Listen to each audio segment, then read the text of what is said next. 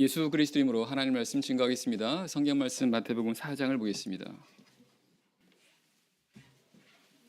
마태복음 4장 12절에서 20절 말씀을 함께 보겠습니다.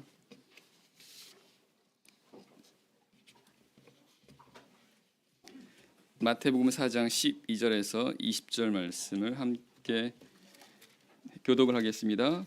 마태복음 4장 12절. 예수께서 요한의 잡힘을 들으시고 갈릴리로 물러가셨다가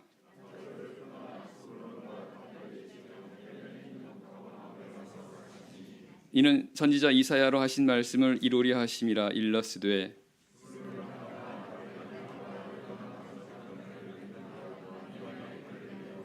흑암에 앉은 백성이 큰 빛을 보았고 사망의 땅과 그늘에 앉은 자들에게 빛이 비추었도다 하였느니라.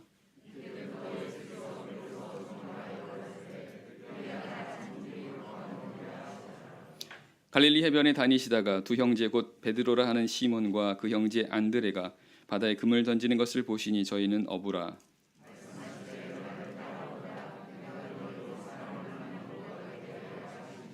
저희가 곧 그물을 버려두고 예수를 쫓으니라. 아멘. 오늘 많이 모이셨는데 우리 다 같이 옆에 분들과 할렐루야 반갑습니다로 인사를 하겠습니다. 할렐루야 반갑습니다. 오늘은 영혼의 둘째 날이기도 하고요. 또한 안식일입니다. 하나님께서 거룩하게 구별하시고 복되게 하신 그런 날입니다. 오늘 아끼는 이 귀한 시간 주님께서 예비하신 그런 은혜와 복을 풍성하게 주시고 또 하나님께서 영광 받으시는 그런 예배가 되길 바랍니다. 계속해서 말씀드리지만 예수님은 하나님이시면서 하나님 아들로 이 땅에 오셨습니다. 그것은 이제 하나님 아들 될 우리 성도들에게 본이 되시기 위해서였다라고 말씀을 드렸습니다. 오늘 말씀 보면 예수님께서 이제 복음을 전파하시는 그런 내용을 기록하고 있습니다. 그 앞부분에 보게 되면 예수님이 사단의 시험을 받으시고 그것을 이기신 내용이 나오죠. 오늘 새벽 예배 때 말씀이기도 했습니다. 이런 모습이라고 하는 것은 오늘 우리 성도들이 이렇게 사단의 그런 시험을 이기고 그런 다음에 이제 우리가 복음을 전파해야 되는 바로 그런 사명이 오늘 우리들에게 있다라고 하는 것을 말씀해주고 있다라는 겁니다. 이 복음 전파의 사명 모르시는 분은 아마 아무도 없을 것입니다. 예수님이 이 땅에 오신 어떻게 보면 가장 큰 사명이기도 하셨죠. 그 사명이 예수님에게만 있는 게 아니라 오늘 저와 여러분들에게도 있다라는 겁니다. 하나님께서 부르신 그런 사람들이기 때문에 그런 거죠. 그래서 우리 성도들은 이 사명을 잘 감당하도록 해야 됩니다. 그래야 우리가 나중에 주님을 만나게 될 때 부끄럽지 않게 됩니다. 이 사명과 본분을 다하지 않는 가운데 우리가 주님 앞에 서게 될 때 우리는 부끄럽지 않도록 해야 되겠죠. 그래서 오늘 본문의 말씀을 통해서 우리가 이 복음 전파의 사명에 대해서 다시 한번 생각해보고 특별히 이 복음 전파의 특성을 살펴보면서 우리가 이것을 어떻게 해야 되는지를 함께 고민하고 그렇게 깨닫는 그런 시간이 되기를 바랍니다. 먼저 이 시간 말씀을 통해서 이 복음 전파라고 하는 것이 두 가지 특성이 있다는 것을 일단 결론적으로 먼저 말씀드립니다. 첫 번째는 빛을 비추는 겁니다. 빛을 비추는 겁니다. 오늘 말씀에 예수님께서 고향인 나사렛을 떠나서 스불론과 납달리 땅으로 가셨다라고 이렇게 말씀하고 있죠. 이 스불론과 납달리 땅이라고 하는 것은 갈릴리 지역입니다. 그곳에 가신 것은 바로 복음을 전파하기 위해서죠. 전도하기 위해서입니다. 성경은 예수님께서 그렇게 하신 것이 선지자로 하신 말씀을 이루려 하심이다라고 되어 있는데요. 어떤 말씀입니까? 16절, 17절, 15절입니다. 15절. 스불론 땅과 납달리 땅과 요단강 저편 해변길과 이방의 갈릴리여 흑암에 앉은 백성이 큰 빛을 보았고 사망의 땅과 그늘에 앉은 자들에게 빛이 비추었도다. 이사야 9장에 기록된 그런 말씀을 주님께서 인용하십니다. 이것은 이제 그 지역에 있는 사람들이 예수님을 통해서 빛이 비춰지게 될 것을 말씀하고 있습니다. 우리 이 말씀을 통해서요, 이 복음 전파라고 하는 것이 바로 빛을 비추는 것이다라고 하는 것을 알게 됩니다. 좀 더 정확히 말하면 흑암 중에 있는 자들에게 빛을 비추는 겁니다. 오늘 말씀에 보면 흑암에 앉은 백성이 큰 빛을 보았고 사망의 땅과 그늘에 앉은 자들에게 빛이 비추었다, 이렇게 말씀하고 있습니다. 다 영적인 의미죠. 영적으로 흑암 가운데 그런 사람들에게 이 빛이 비춰진 겁니다. 영적으로 흑암 가운데 있다라고 하는 것은 우리가 어두운 그런 상태를 생각하면 쉽게 우리가 이해할 수 있죠. 캄캄한 그런 흑암, 가장 먼저 느끼는 그 느낌이라고 한다는 것은 두려움일 것입니다. 캄캄한 가운데, 아무것도 보이지 않는 가운데 있다고 생각해 보세요. 두렵지 않겠습니까? 빛이 없는 곳입니다. 희망이 없습니다. 아무런 소망이 없는 그런 상황. 사망의 땅, 영적으로 죽어 있는 그런 곳이죠. 성경은 이 죽음이라고 하는 것이 하나님과의 관계가 단절된 상태를 의미합니다. 하나님과 관계가 단절되게 되면 하나님께로부터는 은혜가 단절되게 돼요. 우리 사람은 영적인 존재입니다. 영이신 하나님께서 우리들에게 그런 영의 은혜를 계속해서 공급해 주시고 또한 그런 은혜를 통해서 우리가 살아가야 되는 사람들인데, 이것이 단절되게 되면 그야말로 죽음인 거죠. 하나님의 은혜 없이 살아가는 굉장히 힘든 그런 상태가 됩니다. 그런데 빛이 비춰지게 되면서 흑암 중에 있는 사람들에게 그 빛을 통해서 이제 소망이 생기게 되고요. 사망에 거하는 그런 사람들에게 이 빛이 비춰지게 되면서 하나님과의 관계가 회복된다라는 것입니다. 이게 바로 복음이라는 거죠. 복음이라고 하는 것은 기쁜 소식이지 않습니까? 아름다운 소식. 그러니까 복음의 빛이 비춰진다라고 하는 것은 그 복음의 빛을 통해서 이제 삶이 아름답게 되고 좋게 되는 거죠. 근데 성경은요, 이 복음이라고 하는 의미, 이 아름다운 소식에 대해서 사실은 이 구약 성경에서 그것이 어떤 것인가를 어떤 사건을 통해서, 어떤 상황을 통해서 우리에게 말씀하신 적이 있습니다. 바로 열왕기 7장에 나와 있는 내용이죠. 열왕기 7장에 보게 되면 그 사마리아 성이죠. 이 아람 군대에 의해서 오랫동안 포위가 됩니다. 그러다 보니까 그 성이 이제 먹을 게 없어서 사람들이 굶어가게 돼요. 먹을 게 없다 보니까 나중에는 아주 극단적인 그런 상황까지 가게 됩니다. 정말 비참한 상태가 되게 되는 거죠. 성경 그런 가운데 4명의 문둥병자에 대해서 이렇게 말씀하고 있죠. 그 문둥병자들이 보니까 우리가 이 성에 있어도 굶어 죽게 될 것이 뻔한 것이고, 그럴 거면 차라리 우리가 성 밖에 나가서 아람 군대에 가서 항복하자. 만일 그들이 우리를 죽이면 우리는 어쩔 수 없는 것이고, 혹 우리를 살려준다고 한다면 좋지 않겠느냐라고 생각을 해서 이제 성 밖에 나가는 거죠. 황혼 무렵에. 근데 나가서 보니까 어떻습니까? 아람 군대가 하나도 보이지 않는 거예요. 알고 보니까 하나님께서 역사하신 겁니다. 아람 군대로 하여금 큰 군대 소리를 듣게 하셔서 그들로 스스로 도망가게 하셨어요. 근데 나가서 보니까 군대는 하나도 안 보이고 그들이 놓고 간 먹을 거며 입을 거며 이런 것들이 어마어마하게 있다는 겁니다.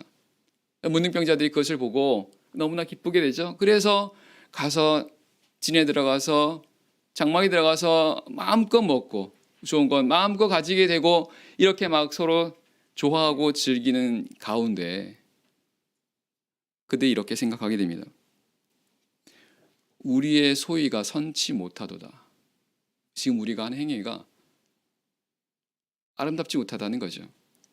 오늘날은 아름다운 소식이 있는 날이거늘 우리가 잠잠하고 있도다. 만일 밝은 아침까지 기다리면 우리에게 화가 미칠지니, 이렇게 말해요. 그래서 어떻게 합니까? 성 안에 들어가죠. 그 사람들에게 이 밖의 상황을 이야기해 줍니다. 그러므로 인해서 성 안에서 굶어 죽어가고 있는 그 사람들에게 이제 정말 말 그대로 아름다운 소식이 전해지게 됩니다. 이게 바로 복음이라는 거예요.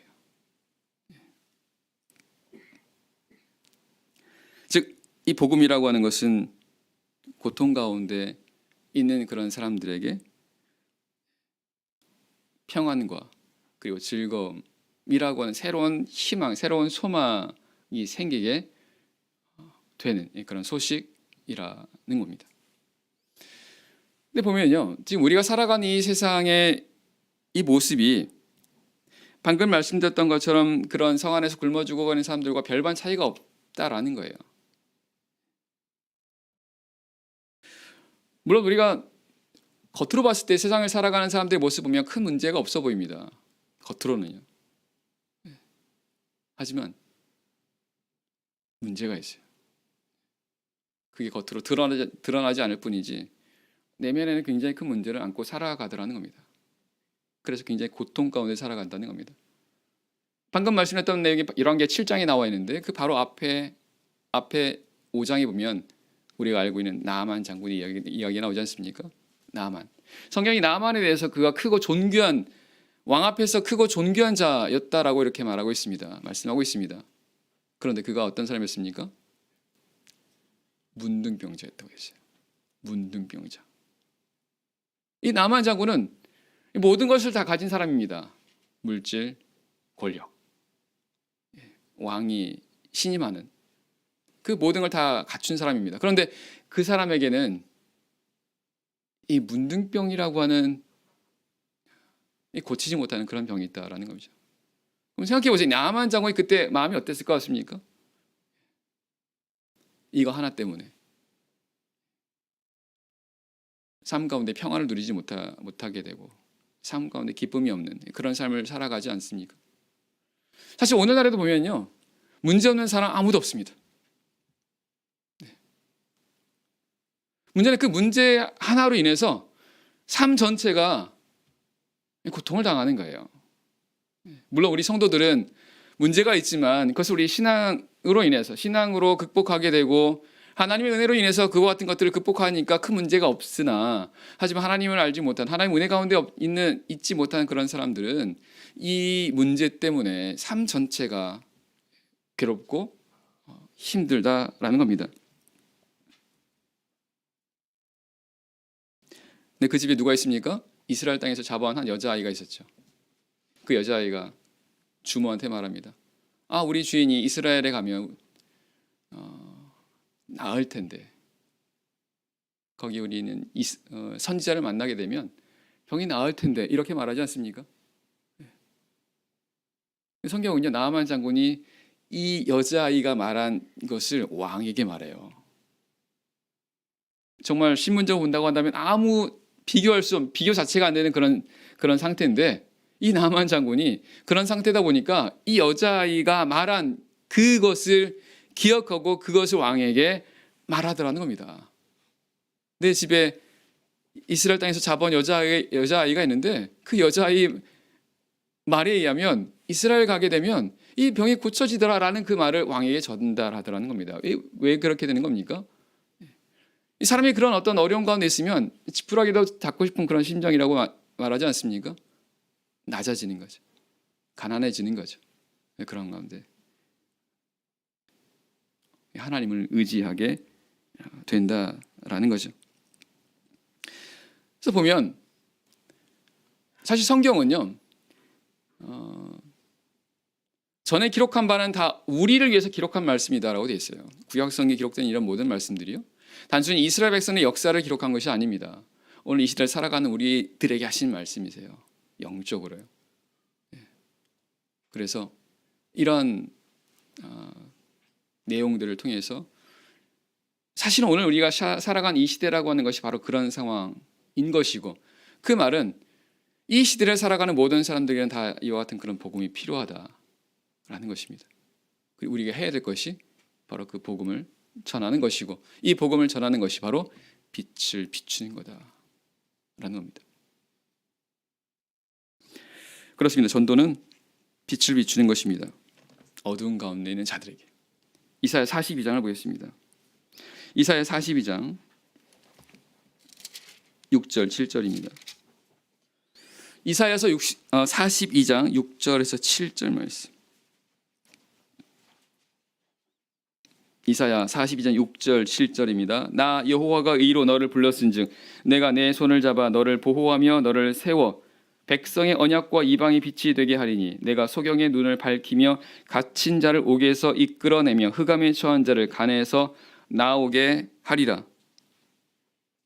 하나님께서 당신의 종을 세우셔서 그들로 하여금 빛을 비추게 함으로 인해서 어두운 가운데 있는 사람들 나오게 한다는 겁니다.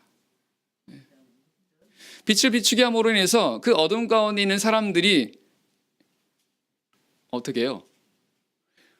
자신들이 지금 어둠 가운데 있다라고 하는, 다시 말하면 지금 그들이 영적인 소경이다라고 하는 것을 알게 된다는 거예요.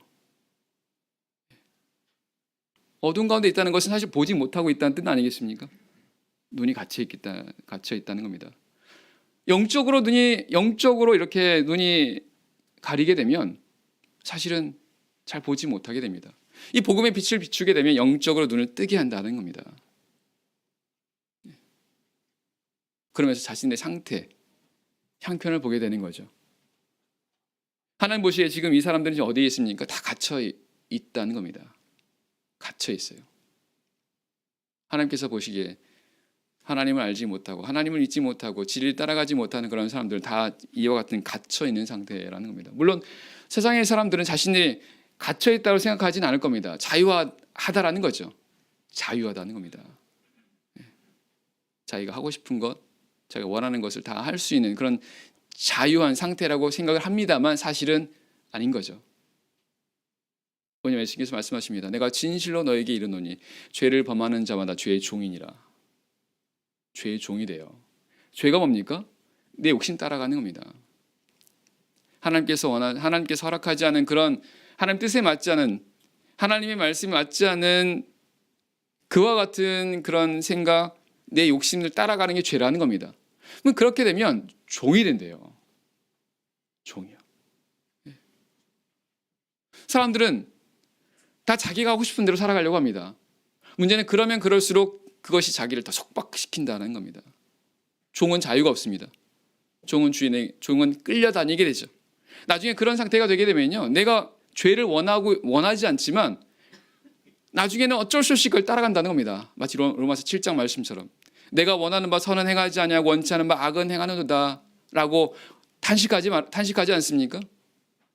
내 마음으로는 정말 선하게 살아가고 싶은데 근데 실제 내 모습은 그게 아니라 내가 미워하는 바를 행한다는 겁니다. 이게 바로 종의 상태라는 겁니다. 죄의 종이에요.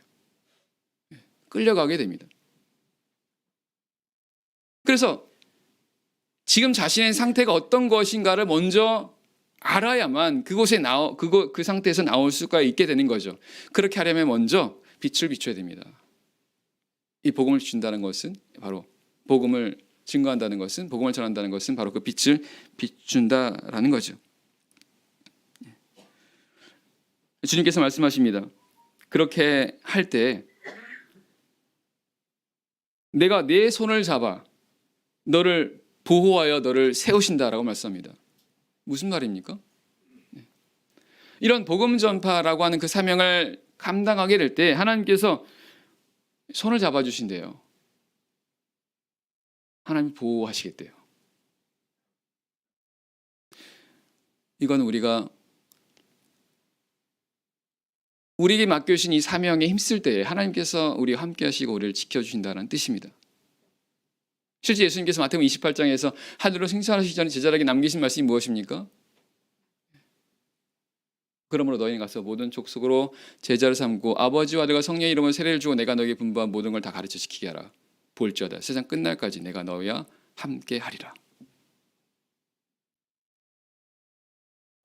세상 끝날까지 하나님께서 함께 하시겠다라고 하는 이 약속보다 더 큰 약속이 있나요? 이것보다 더 확실한 보호가 있을까요?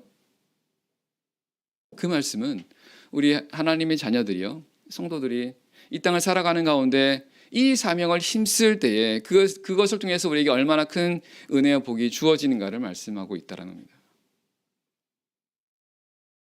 반대로 말하면요, 우리가 이 사명을 힘쓰지 않게 된다고 한다면 그런 하나님의 큰 은혜와 복도 없다라는 거예요.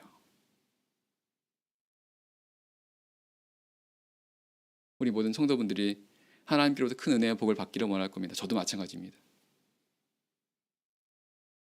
그렇다면 빛을 비추셔야 돼요. 복음의 빛을 비추도록 하셔야 됩니다. 어떻게 빛을 비출까요? 먼저는 말씀을 증거하셔야 됩니다. 왜냐하면 말씀이 빛이니까요. 시편 119편 105절, 주의 말씀은 내 발의 등이요 내 길의 빛이니이다. 이 말씀 우리 다 알고 있지 않습니까? 하나님 말씀은 빛이라고 말씀하세요. 그래서 말씀이 있는 곳에 빛이 비춰지게 됩니다. 그래서 우리 성도가 하나님 말씀을 증거한다는 것은 그 빛을 비추게 됩니다. 우리 성도가 어떤 사람에게 말씀을 증거한다라고 하는 것은 이제 어두운 가운데 있는 그 사람에게 이 빛을 비춰주는 거예요. 그래서 어두운 가운데 있는 사람들이 그 말씀을 보고 따라 나오는 겁니다. 그로 인해서 그 어둠 가운데 있는 상태에서 나오게 되는 거예요. 그래서 반드시 이 복음, 이 전파가 되기 위해서는, 그런 상태에서 나오도록 하기 위해서는 반드시 하나님의 말씀을 통해서 나와야 된다라는 겁니다.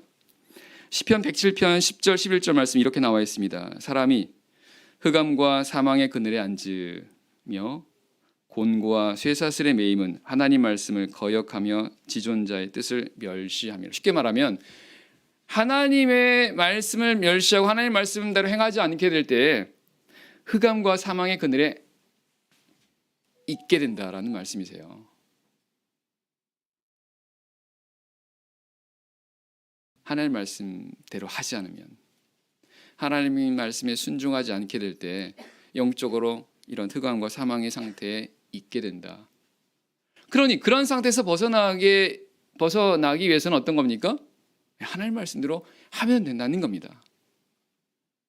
세상에 많은 사람들이 왜 이와 같이 영적으로 흑암의 상태와 이런 사망의 상태에 있는 겁니까? 결국은 하나님의 말씀대로 하지 않기 때문이라는 거죠. 하나님께 순종하지 않고 있기 때문이라는 겁니다. 그래서 그런 그들을 거기서 나오게 하는 것은 하나님의 말씀을 그들에게 증거해서 이 빛이신 하나님의 말씀 보고 거기서 나오도록 하게 하는 겁니다.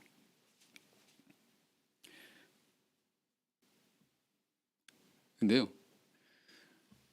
사람들이 하나님의 말씀을 전하게 되면 사람들이 좋아하든가요, 싫어하든가요? 거의 대부분 싫어합니다. 거의 대부분 싫어해요. 이 어두운 가운데 있다가 쉬운 예로 캄캄한 밤에 잠을 자고 있는데 부모님이 불을 딱 켜면서 야 있나? 있나는 일어나라는 충청도 방언입니다. 그러면 다들 어떻습니까? 우거지 인상을 하면서 다들 싫어합니다. 계속해서 어두운 가운데 있으면 그냥 거기에 익숙해 버리는 거예요. 계속 죄 가운데 있으면 그 상태가 익숙해지는 겁니다. 그런 가운데 이 복음의 빛이 비춰지게 되면 처음에 싫어해요. 그래서 처음에 이렇게 복음을 하나님의 말씀을 증거하게 되면 거의 대부분 싫어합니다. 하지만 그럼에도 불구하고 전해야 되죠. 전해야 됩니다. 그래야 거기서 나올 수가 있게 되는 거죠. 그래서 우리 성도들 복음을 전하기 위해서는 먼저 하나님 말씀을 많이 아셔야 돼요. 하나님 말씀을 알지 못하고 하나님 말씀을 증거할 수는 없지 않습니까? 그래서 우리가 평소에 이렇게 하나님 말씀을 듣고 말씀을 내가 배우고 말씀을 묵상하는 것도 다 사실은 여기와 다 연관이 있는 겁니다. 궁극적으로 이 말씀을 내가 증거하도록 하기 위해서 필요하기 때문인 거죠. 그래서 말씀을 증거해야 되는데 단순한 이 말씀을 전하는 데 있어서 강력한 하나님의 말씀이 증거가 되어야 돼요. 왜냐하면요, 방금 읽었던 이 말씀을 보게 되면 이들이 단순하게 그냥 흑암 가운데 있는 상태가 아니에요. 어디 있습니까? 옥에 있어요. 옥에. 감옥 안에 있습니다. 갇혀 있어요. 그러니까 그 상태가 깨져야 나올 수 있는 겁니다. 어떻게 깨는 겁니까? 하나님의 말씀이에요. 말씀이요. 히브리 4장 12절 말씀, 하나님의 말씀은 살았고 운동력이 있어서 좌우의 날선 어떤 검보다도 예리하여. 하나님의 말씀은 강한 검입니다. 어떤 것도 깨서 쪼갤 수 있는 하나님의 강력한 말씀이라는 겁니다. 그 어두운, 영적 어두운 가운데 있는 사람을 나오게 하는 건 살아있는 하나님의 말씀, 강력하게 역사하는 하나님의 말씀일 때 가능하게 되는 거예요. 그래서 사실은 이 복음을 전한다는 것은 영적 싸움입니다. 영적 싸움이에요. 에베소 6장 12절 말씀처럼 우리의 씨름은 혈과 육에 대한 것이 아니라 하늘에 있는 악의 영들에게 대함이라고요. 우리가 누군가에게 복음을 전하게 될 때 내가 이 사람과 싸우는 게 아닙니다. 그 안에 역사하는 사단과 싸우는 거예요. 어떻게 해요?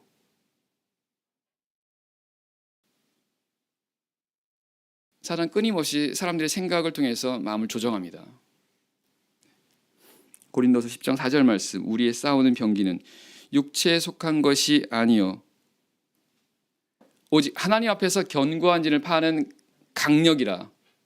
성경은요, 우리 사람들이 이런 견고한 진이 다 있다라고 말합니다. 견고한 진입니다. 견고한 요새라는 겁니다. 이 요새라고 하는, 이 견고한, 하나님 앞에서 견고한 진이라고 하는 것은 결코 좋은 의미가 아니에요. 하나님이 그 안에 들어오셔야 되는데 그걸 막고 있는 겁니다. 이게 깨져야 되는 거예요. 그렇게 하기 위해서는 강력한 하나님의 힘이 필요하다는 겁니다. 하나님의 말씀이 강력하게 역사해야 한다는 겁니다. 그렇게 하기 위해서 어떻게 되는 겁니까? 그래서 기도하셔야 돼요. 사단은 사람의 생각, 사상, 가치관, 이런 생각들을 통해서 계속 이런 견고한 진을 쌓게 합니다.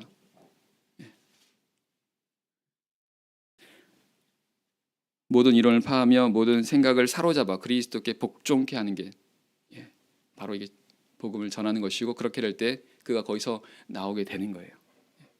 그래서 말씀을 증거하는 데 있어서 기도하시고 기도를 통해서 이 말씀이 살아서 역사하도록 이렇게 하게 하셔야 됩니다. 그렇게 될 때 그렇게 될 때 체험하게 돼요. 그 사람이. 그리고 그런 체험을 통해서 비로소 깨닫게 됩니다. 제가 안양에 오기 전에 거제교회에서 목회를 했었는데요. 한 분이 그런 케이스가 있었습니다. 이분은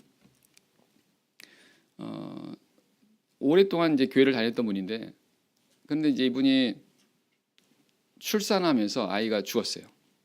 이분 생각이에요. 내가 하나님 믿는데 어떻게 이런 일이 생긴가 하면서 이제 시험에 들게 되죠. 그래서 그 뒤로 하나님 믿지 않게 됩니다. 그러다가 우리 거제교 한 집사님을 통해서 하나님을 다시 믿어야 되겠다, 하나님께로 다시 돌아가야겠다라는 그런 생각을 하는데, 근데 우리 교회로 이렇게 오게 하려고 하면 그때마다 뭔가 핑계를 대는 겁니다. 핑계를 대는 거예요. 한 번은 그분의 친구가 있는데, 그분의 친구도 이제 그분의 친구가 이제 이분에게 우리 교회 가자, 우리 저 집사님이 말하는 교회 한번 가보자 이렇게 말했는데, 좀 기다려, 다음에 가자라고 말했는데, 근데 이분이 나중에 이제 갑자기 중환병에 걸려가지고요, 다른 큰 병원에 이송이 됐습니다. 사실은 하나님께서 이제 이런 과정을 통해서 이제 그를 깨닫게 하시는데, 근데 몰랐던 거죠. 계속해서 이렇게 오지 않습니다. 그러다가 어느 날 이분이 낚시를 하러 갔어요. 이분이 낚시를 한 게 아니라 남편이 낚시를 워낙 좋아합니다. 근데 이 남편이 청각장애자예요. 낚시를 워낙 좋아하다 보니까 이 자매님, 이분이 자기가 이제 보호자가 돼야 되다 보니까 이제 갔는데, 그래서 남편하고 이제 같이 이제 배를 하나 빌려가지고 먼 바다에 가서 낚시를 하는데, 잘못해서 그만 이 자매니, 지금은 자매니 됐으면 그때 자매니가 아니죠, 바다에 빠지게 됐습니다. 아무도 없는 망망대해에서 남편이 이분을 막 끄집어내려고 온갖 힘을 다했는데 할 수가 없더래요. 40분간은 그렇게 있다가 이분이 생각이, 하나님, 저 살려주시면 제가 교회 나가겠습니다. 이렇게 생각을 하고 있을 때 남편이 정말 최후 힘을 다해서 이제 끄집어 냈대요. 그런 가운데서 이제 선장이 아무리 해도 연락을 안 받는, 왜냐하면 이제 바다에 빠지니까 핸드폰이 이제 물속에 있어서 전화 연결이 안 되게 되고, 그래서 아무리 전화해도 안 오니까 이분이 직접 오게 됐습니다. 와서 보니까 완전히 두 사람이 막 거의 막 이런 상태가 돼버렸거든요. 그래서 급히 병원에 가서 이렇게 치료를 하게 되고, 이분이 바로 그 주 안식일에 나오셨어요. 세례받고 성령을 받으셨던 이런 분이 있습니다. 근데 사실은 이렇게 된 과정 속에는요, 기도가 많이 있었습니다. 기도가요. 거제교회는 기도를 많이 하는 교회입니다. 근데 사실은 그렇게 된 것도 계기가 있었던 거죠. 제가 거제교회를 오자마자 담임하자마자 몇 달 안 돼서 우리 공빌 집사님이 큰 사고를 당하게 됐습니다. 어떻게 할 수 없는 그런 상황이 되었고, 그래서 교회는 기도를 안 할 수가 없는 그런 상태가 되었습니다.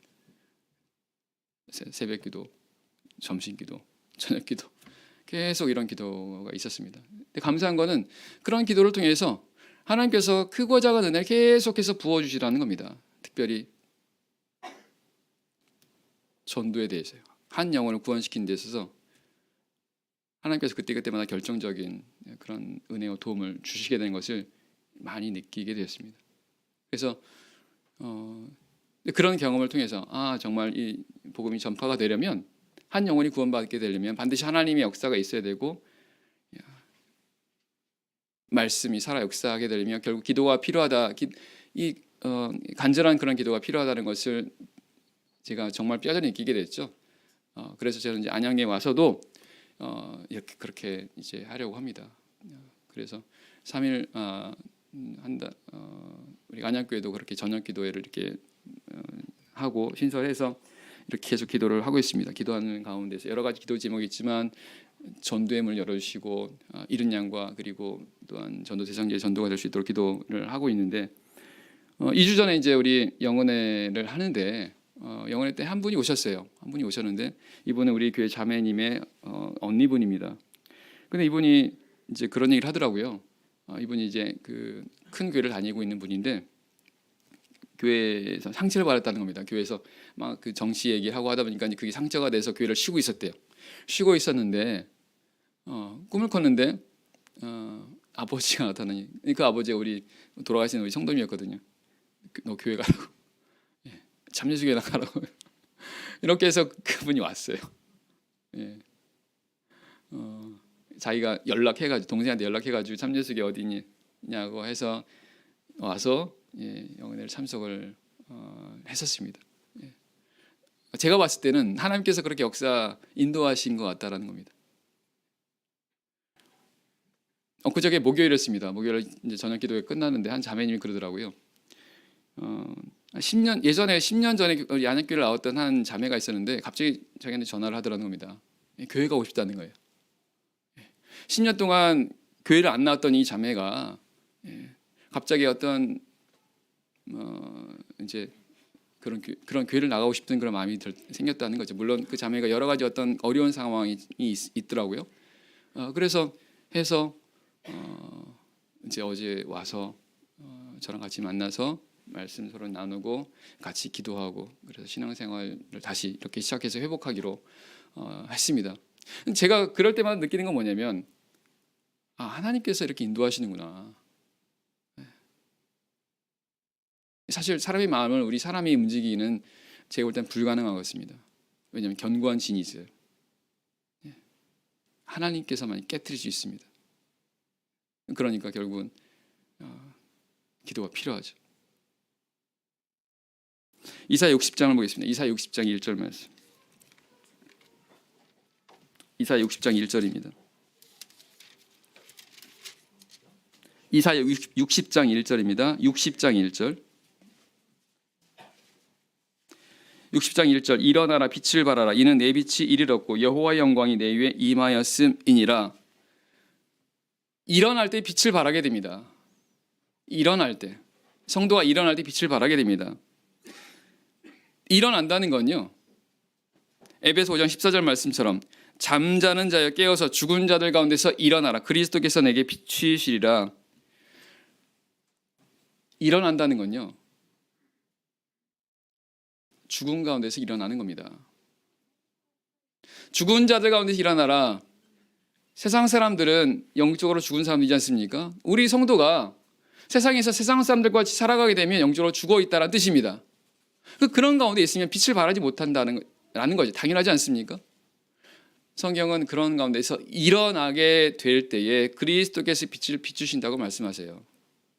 우리 성도가 이제 세상 사람들과 같은 그런 삶을 살아가지 않고 그런 삶에서 일어나서 하나님 백성이 합당한, 하나님 아들이 합당한 그와 같은 삶을 살아가려고 할 때 하나님께서 빛을 비추신다는 겁니다. 우리가 기억해야 할 것은 빛을 비춘다는 것은 내가 비추는 게 아니에요. 내 스스로 빛을 비추는 게 아닙니다. 하나님께서 내게 빛을 비추어 주셔야 빛을 발할 수 있는 사람입니다. 일어나야 한다는 겁니다.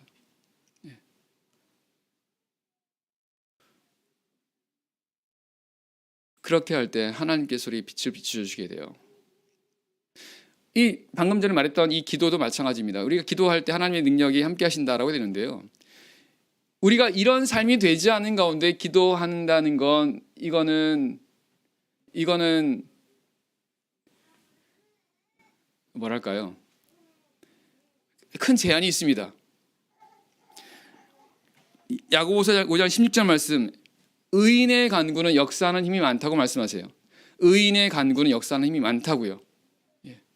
그러면서 엘리야는 우리와 성전이 똑같은 사람이로되 하나님께 간절히 기도했더니 3년 반 동안 비가 내리지 않고 다시 기도한즉 하늘이 비를 내렸다라고 말씀하지 않습니까?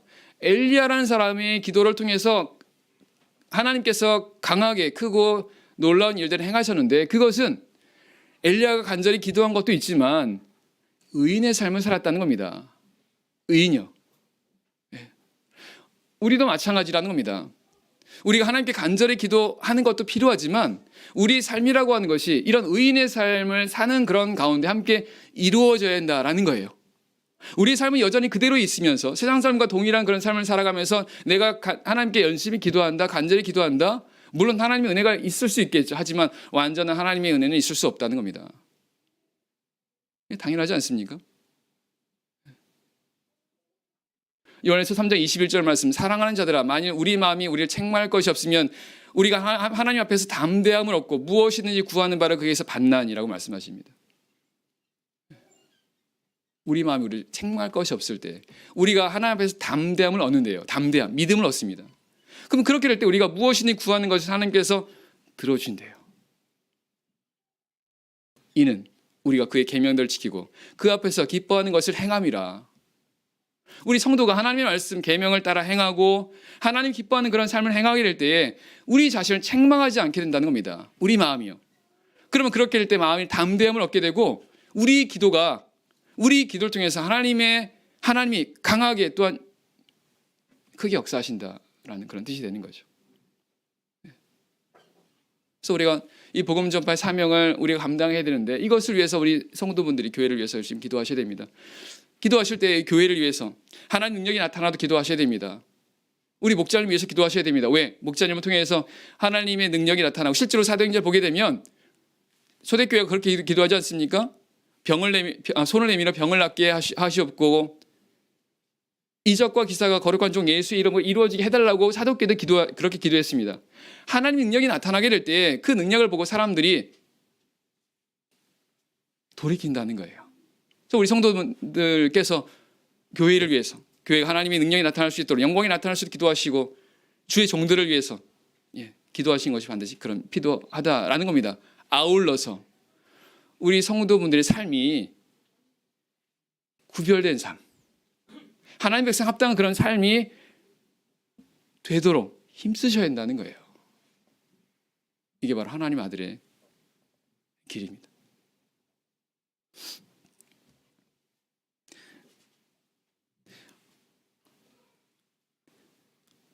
우리 본문의 말씀 돌아가서 본다고 한다면 예수님께서 그때 복음을 전파하시면서 제자들 부르시지 않습니까? 제자들 부르실 때 뭐라고 말씀하십니까?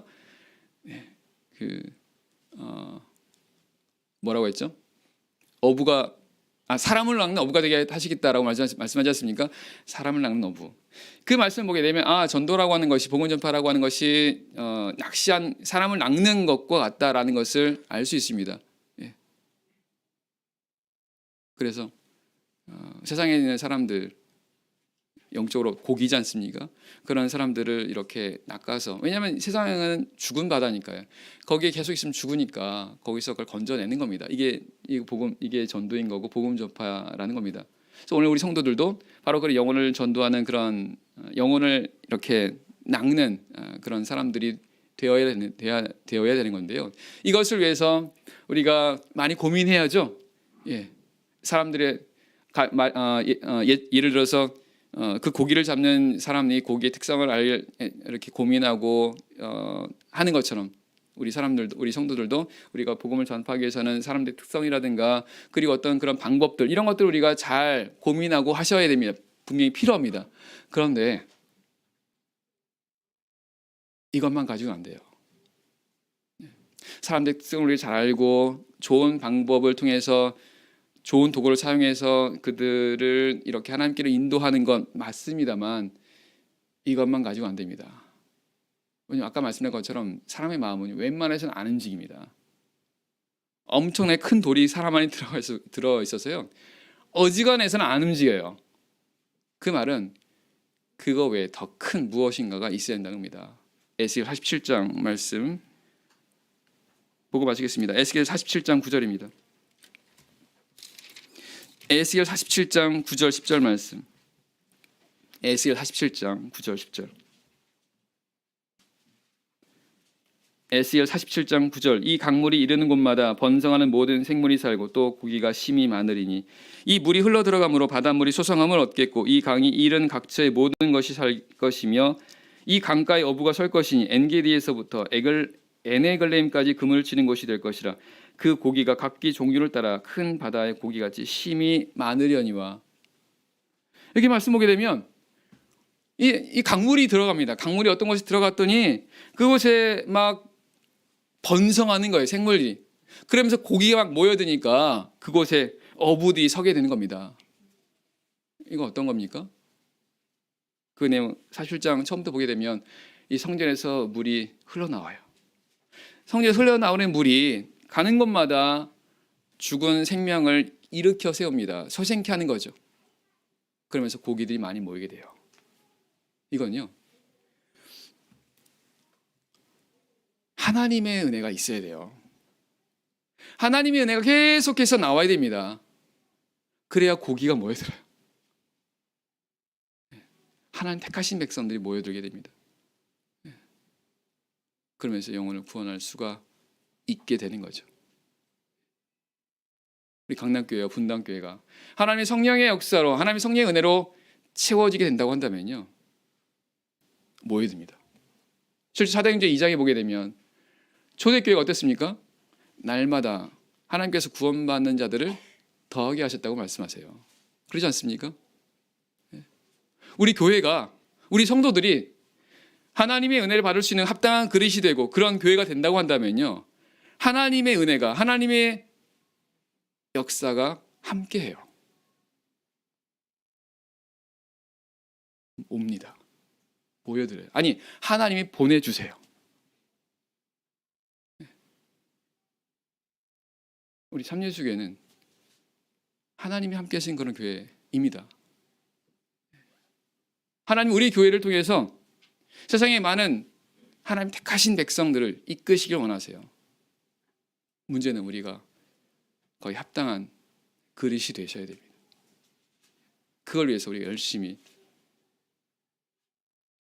말씀에 창념하고 열심히 기도하고 하나님의 백성 합당한 그런 삶으로 이 땅을 살아가는 것이 반드시 필요한 거죠. 그렇게만 된다면 분명 말씀대로 하나님의 은혜가, 성령의 은혜와 능력이 함께 하게 될 것입니다. 바라옵기는 우리 강남교회, 분당교회가 이런 하나님의 성령의 역사로 충만해지기를 간절히 원합니다.